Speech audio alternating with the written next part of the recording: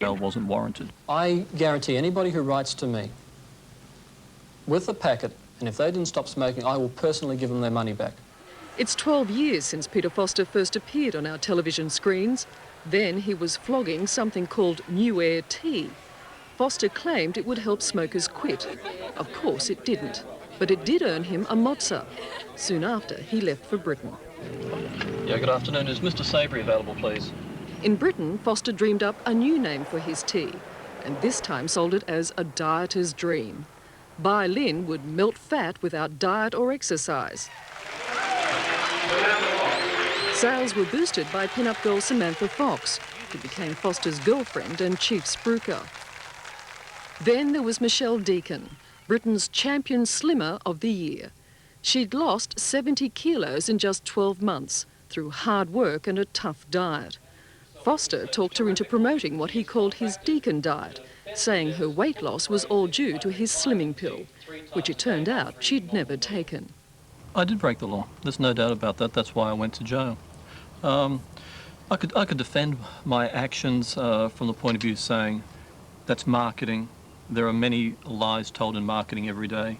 No one believes that the girl running along the beach in the bikini eats this particular brand of cereal.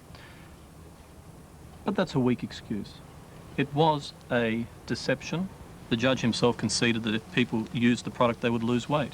But a lie was told, yes, and I was punished for that. It was a mistake I made. I would never make it again.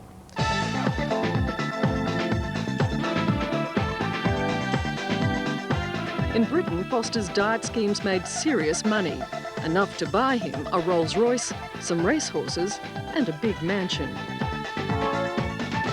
In those high times, how much were you pocketing? Plenty. What's plenty? Millions. Millions. How many millions? Doesn't really matter once it gets over, you know, what's the difference between 20 and 30? It was 10. Millions. I suppose so. You just A lot of money. Yeah, you just don't feel it at the time. Yeah, millions. Yeah, no doubt about that. And you feel as though that money was earned honestly? Yes. You don't believe that 1 cent of that money came as a result of conning the public? Oh, there's no question about that. I'm not a thief. I'm an overzealous promoter. I'm a mug-lair salesman, but I'm not a thief, and I've never been convicted of stealing money. For Foster, the charges spring from his latest attempt to build a market in the United States. But he was convicted and sent to jail when he arrived in America with a new miracle tea.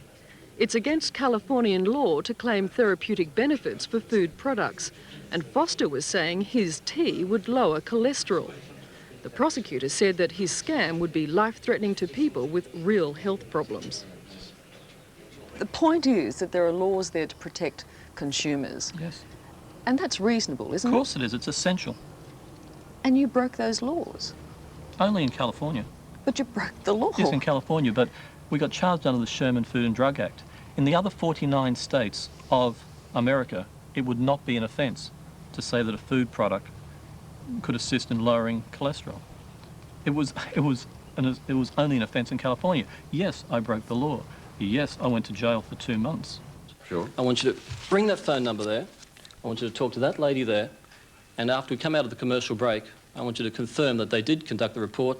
That's the report and everything they say stands. Now, that's a fair request, isn't it? Back in Australia, Foster, ever the slick salesman, was still able to get nationwide exposure. This time, it was for a diet patch. About 2 inches down the wrist, we apply that patch. Now, I want you to wear that, change it once in the morning, once in the evening. We'll have to move on to your new product, won't we? That's why we're here today. Why should we believe that it works? Now, Foster grabbed all the limelight he could. His diet patch was analysed as 99.6% water and alcohol. It might as well have been snake oil. Of misleading advertising doesn't inspire confidence in the consumer, does it? I would also say that we haven't been found guilty of those charges. Well, you haven't faced up to them. Heard a lot of bad things, but I wouldn't believe it now. Foster made no secret of his lavish lifestyle on the Gold Coast, while technically he was bankrupt. In theory, that meant he couldn't run a business. But fortunately, there was always Mum to help out. Also impressed, my mum bought the company.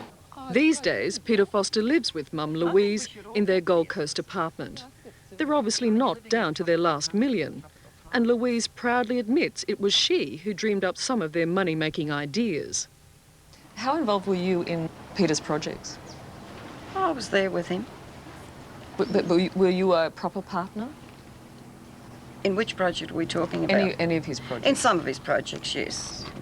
I found the violin tea, of course.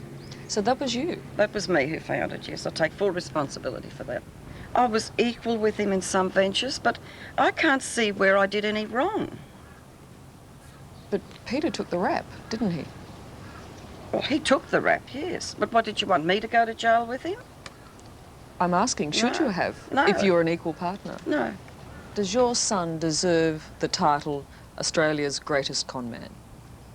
Well, first of all, who's given him the title? I read in a newspaper not long ago, is he a con man or is he a genius? Now, I'm not here to defend him. But as a mother, no, he does not deserve it. Yes, it does hurt. It's the dream cream that appears to shrink your thighs. It was Louise who came up with this idea, the Biometrics Contour Treatment, a thigh cream for getting the flab off. To help you move the contour treatment cream in Foster had returned to his favourite target, vulnerable women with weight problems.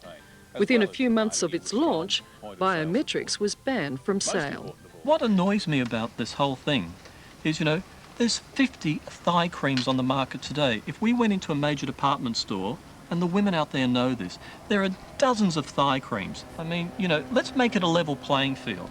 If they want to say Foster's thigh creams, then let's attack every major cosmetic house in worldwide for their thigh creams. Undeterred, Foster had a new money spinner ready to go. Another slimming product, Body Right Pro Plus. Pamela has been using Body Right Pro Plus every day for months. She's lost weight and believes it to be the best diet product in the world today. Finding high-profile personalities to launch his business ventures has never been a problem for Foster. For this campaign, he hired Pamela Anderson. I'm really excited about the new product, Body Right Pro Plus, and I'm really excited that you guys are going to put it on your shelves. I believe in this product because I've seen how well it works. Then there was good-looking hair, instant hair from a can. Wally Lewis lent his name to Foster's new product, but didn't try it himself. Go for it. For a $100 joining fee, Tradex gives members an instant, interest-free line of credit. Ian Leslie launched the Gold Coast company Tradex, the first time Peter Foster had tried an orthodox business operation. Tradex allowed its clients to avoid cash payments by a system of bartering. Although it was entirely legitimate, his involvement landed him in an Australian jail. Foster set up Tradex and got it running, but as an undischarged bankrupt could not act as a company director. Business rivals saw an opportunity to oust him by informing authorities that he was, in effect, acting as a director. And that's when Foster made the mistake of trying to persuade the company's other directors not to tell on him. It was a business meeting with lawyers present where we discussed evidence that they would give to an ASC investigation. There was no intimidation, there were no threats, there was no act of violence. It was like you and I talking here now. But you were coaching witnesses? That's what I was convicted of, yes. Yeah. And you pleaded guilty? Yes, I did. These are serious charges, is my point. Yes. So we have difficulty thinking of Peter Foster as anything other than a bad bloke. Yep. I can understand that. I can understand that. Foster is now on bail and has to report to police every day. He's fighting extradition to Britain, saying he fears for his life because while in jail there, he acted as an informer in an inquiry into prison corruption.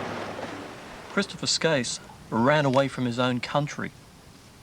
I left my country to go to England to face the music and to go to jail. So people can't say Peter Foster runs away. And then I voluntarily came back here to Australia and faced my responsibilities. So the thing I'm proud of is the fact that I faced the courts, faced my responsibilities head on, and was punished and took it like a man.